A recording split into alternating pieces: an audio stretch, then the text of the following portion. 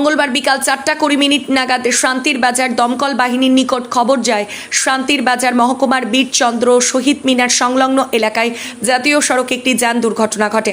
ঘটনার খবর পেয়ে ঘটনাস্থলে শান্তির বাজার দমকল বাহিনীর কর্মীরা উপস্থিত হয়ে দুর্ঘটনাগ্রস্ত ব্যক্তিকে উদ্ধার করে শান্তির বাজার জেলা হাসপাতালে নিয়ে যায়। জেলা হাসপাতালে কর্তব্যরত চিকিৎসক দুর্ঘটনাগ্রস্ত ব্যক্তিকে মৃত বলে ঘোষণা করে। জানা যায় মৃত ব্যক্তি গোমতী জেলার কিল্লা এলাকার বাসিন্দা কমলা মোহন জমাতিয়া। সে সাবরুম থানায় কনস্টেবল পদে কর্মরত অবস্থায় রয়েছে বলে জানা যায়।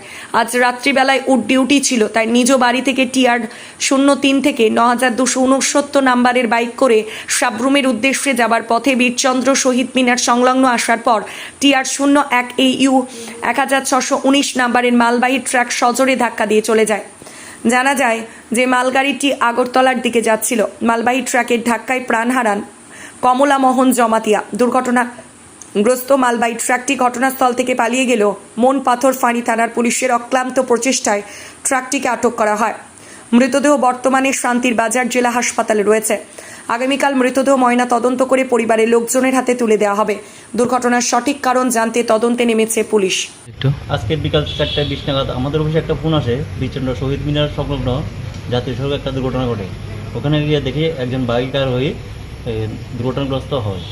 ওনাকে আমরা উদ্ধার করে শান্তিবাজার ট্রমা সেন্টারে নিয়ে আসি। উনি কি জীবিত আছেন না মৃত? ওখানে আসার পর ডাক্তার পরীক্ষা করার পর বলেছেন মৃত। ওনার কি কোনো প্রকার পরিচয় পাওয়া গেছে? ওনারও আমরা পরিচয় সংগ্রহ করতে পারিনি।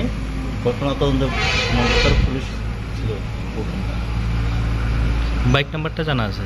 বাইকের নাম্বারটা হলো TR03K9269। থেকে অন্য গাড়ি বাড়ি দিয়েছে নাকি?